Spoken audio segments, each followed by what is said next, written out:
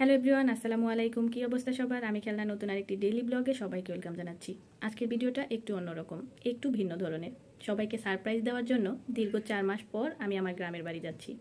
গ্রামের বাড়িতে যাচ্ছি তার পিছনে আরেকটা কারণ রয়েছে, সেটা হচ্ছে আমার ভাস্তির জন্মদিন। তো এই চিন্তা ভাবনা নিয়ে গ্রামের বাড়ি যাচ্ছি। দেখি সবাই আমাকে দেখে সারপ্রাইজ হয় না আমি সবাইকে দেখে সারপ্রাইজ হই।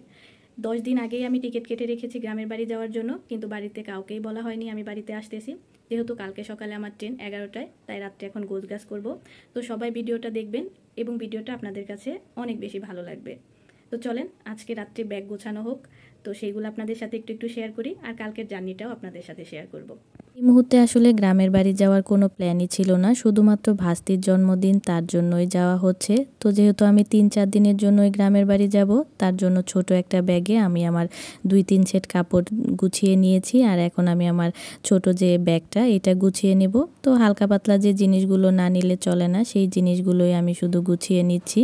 ভেবেছিলাম ডিসেম্বরে একদম কনকনে শীতের মধ্যে গ্রামের বাড়ি যাব, কারণ শীতের মধ্যে গ্রামের বাড়ি থাকার মজাই আলাদা। শীতের নানান রকম পিঠে খাওয়া যায়, সাথে দেখা যায় যে শীতটাকেও অনেক সুন্দরভাবে উপভোগ করা যায়। শহরে আসলে শীতটা ওইভাবে পড়ে না, যার কারণে শীত ভালোভাবে উপভোগ করা যায় না। যাই হোক, কী আর করার, যেহেতু জন্মদিন পড়ে গিয়েছে যার জন্য যাওয়া। তো রাত্রে আমি সব কিছু গুছিয়ে নিয়ে সকালবেলা আমার 11টায় ট্রেন ছিল, আমি 10:30টার দিকে বাসা থেকে বের হয়ে যাই। যেহেতু আমাকে 11টার ট্রেন ধরতে হবে। আর স্টেশনে আসার পর দেখি ট্রেনের কোনো খোঁজ নাই, ট্রেন লেট হয়ে গিয়েছে। তাই আর কি ট্রেনের অপেক্ষায় এদিক ওদিক হাঁটাহাঁটি করতেছিলাম। তারপরে যাই হোক ট্রেন এসে পড়লো, আমি আমার সিটে বসে গেলাম। আর আমার কি কপালটা যে খারাপ ছিল, সিটটা ছিল উল্টো দিকে। আর উল্টো দিকে যাওয়ার পর দেখা যায় যে আমার মাথা অনেক বেশি ব্যথা করে, উল্টো দিকে আমি বেশ খানিকটা যেতে পারি না। তো কি আর করার, কিছুই করার নেই। সিট যেহেতু উল্টা দিকে পড়েছিল, তাই আমাকে উল্টো দিকেই যেতে হবে। আর ওয়েদারটা ছিল খুবই সুন্দর, একটু একটু মেঘলা আকাশ, সাথে একটু একটু হালকা রোদও ছিল। তো উল্টো দিকে যাওয়ার কারণে আমার মাথা প্রচণ্ড ব্যথা করতেছিল, তাই ভাবলাম যে হালকা করে একটা কফি খাওয়া যাক। কফি খেতে খেতে গাজীপুরের শালবনটা পার হয়ে যায়, এরপরে সুন্দর একটা রাস্তা বের হয়। ট্রেন যত সামনের দিকে যাচ্ছিল, আমার মনের মধ্যে আনন্দটা তত বেড়ে যাচ্ছিল। আর দেখা যাচ্ছিল যে গ্রামীণ যে রাস্তাগুলো হয় এগুলা তত বের হচ্ছিল, দেখতে অনেক বেশি সুন্দর লাগতেছিল। তো এরপরে চলে আসি আমরা ময়মনসিংহ স্টেশনে। এরপরে আমি একটা পেঁয়াজু খাই, যদিও আমি রুটি তারপরে নুডলস এগুলা নিয়ে গিয়েছিলাম, এগুলা খাওয়া হয়নি। তো আপনাদের সাথে আরেকটা বিষয় শেয়ার করা হয়নি, সেটা হচ্ছে আমি ট্রেনে ওঠার পর আমার একটা স্কুল ফ্রেন্ডের সাথে দেখা হয়, যার সাথে গল্প করতে করতে পুরো রাস্তাটা চলে আসি।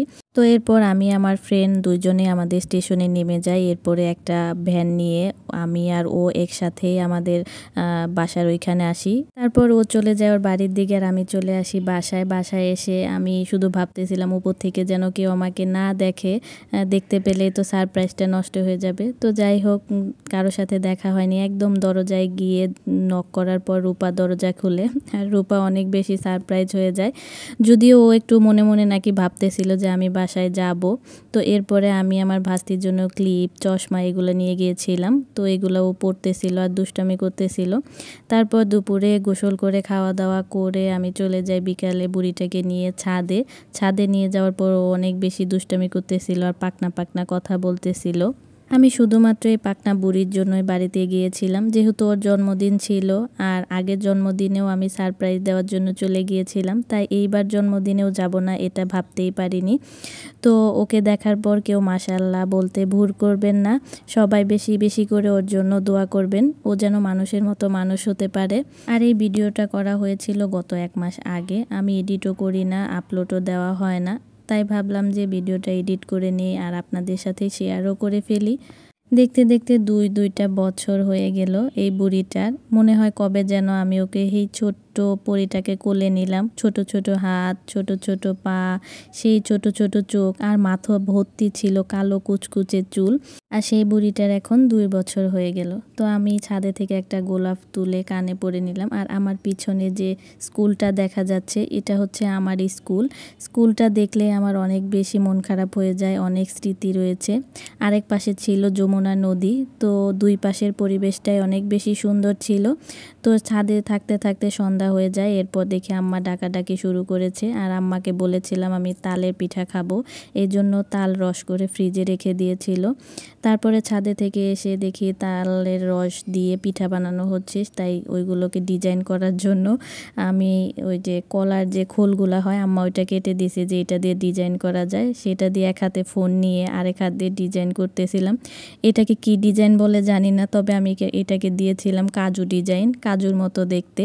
তো এখানে আমি, রূপা, আম্মা তিনজন মিলে পিঠা বানাচ্ছিলাম। এক একজনের পিঠার ডিজাইন এক এক রকম হচ্ছিল, যা দেখে আমরা সবাই মিলে হাসাহাসি করতেছিলাম। তারপর আমি একটু পাকনামি করার জন্য পিঠাগুলোকে নিয়ে যাই ভাজার জন্য, যেহেতু আমার ভিডিও করা লাগবে, যার জন্য আমি একটু পাকনামি করতেছিলাম। এই পিঠাগুলোর মধ্যে নারিকেল দিলে আরও বেশি মজা লাগে, তাই আম্মা একটু নারিকেলও দিয়েছিল, যেগুলো খেতে আরও বেশি মজা হয়েছিল। তো সন্ধ্যার নাস্তা হিসেবে আমরা এই পিঠাগুলো খাই। আর এইটা ছিল নাকি আমাদের পাকনা বুড়ির প্লেট, যার কারণে ওই প্লেটে হাতই দিতে দিচ্ছিল না, কাউকেই পিঠা নিতে দিবে না। এরপরে আম্মা আমাদের বাটিগুলো চেঞ্জ করে দেয়। তো ভিডিওটা কেমন লাগলো অবশ্যই জানাবেন। আজকের মতো এই পর্যন্তই, আল্লাহ হাফেজ।